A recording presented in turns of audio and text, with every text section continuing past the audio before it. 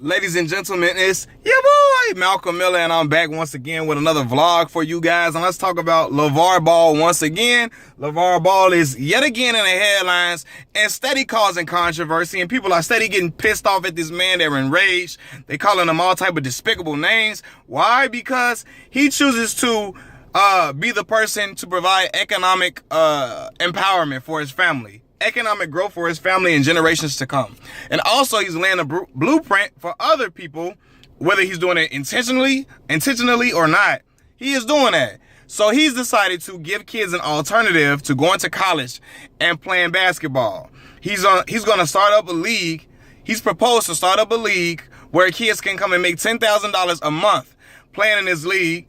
And I don't know how many teams it's going to be, but I think it's a great idea. The thought of it is it's incredible to me, specifically because the NCAA exploits these kids all the time. I always say it in all my vlogs. The NCAA signs these billion-dollar deals with TNT, CBS for the NCAA tournaments and the March Madness games. All these collegiate tournaments that the NCAA gets money off of, the kids don't see a dime of it. A dime. People gonna say, and people also say $10,000 a month for a league. That's not that much money, but it's what? 10 times what the NCAA is paying these kids, which is $0.00.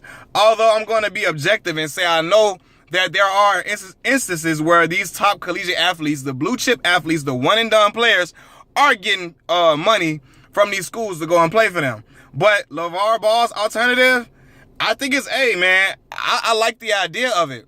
The thing is that he's going to have to find out who's going to coach these kids, which LaVar's got some connections. So I wouldn't be surprised if we see some former NBA players coaching these teams that LaVar has built relationships with, especially with him being in LA. He's on the scene. He is a huge celebrity. When I saw him sitting down there conversing with Spike Lee on the sidelines, I knew LaVar was in a different type of stratosphere at that point. When they played at the Garden and Lonzo and the Lakers played and he was sitting down there talking mess with Spike, I knew he was in a different type of stratosphere. He's catapulted into celebrity status. He's on your TV and he's in every household. But I like the fact that he's taking his kids' future into his own hands and these other kids' future into their own hands and providing them with some type of earning potential for their excellent athletic abilities.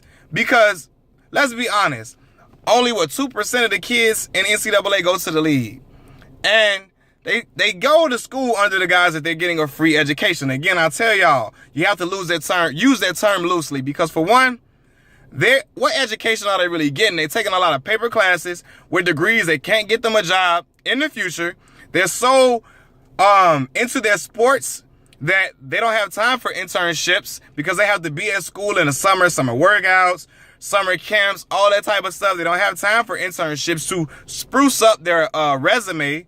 So they don't have anything to put on their resume. The NCAA prevents them from working certain jobs that make a certain amount of money, which is absolutely ridiculous, because if you're a family and you're coming from poverty, how are you going to provide for your people? If the coach is not giving it to you, you're not allowed to make any type of money you're not compensated for the jersey sales, all the gear sales, all the stuff that has your name, face, and likeness on it, you're not paid for.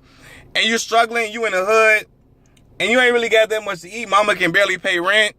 Come on, man. It's only a certain amount of money. They can only make this amount of money. And some of these, I know about, I wrote a paper on it. I forgot the percentage, but there's a lot of NCAA players that have children. How they gonna feed their babies and y'all telling them like, you can only make this amount of money?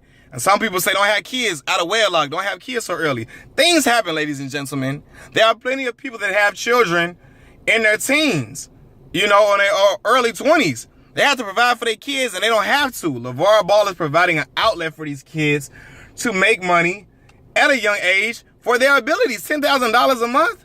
Sure, that's pretty good considering an 18, 19-year-old kid. Come on. Some people don't make that in a whole year. If the league is, 6-7 months, 70,000? Come on, man. That's pretty decent, man, for real. So, also, the thing is, though, they say, well, you have the G League. The G League is designed for kids to go and play in. But listen, the G League is not filled with kids that they played with all their life growing up. it's a chance for them to play at their level with kids their age and give it like the AAU atmosphere, which I think is cool. And I think people would definitely clamor to it and watch it. So big ups to LaVar, man, LaVar, for starting something innovative and refreshing.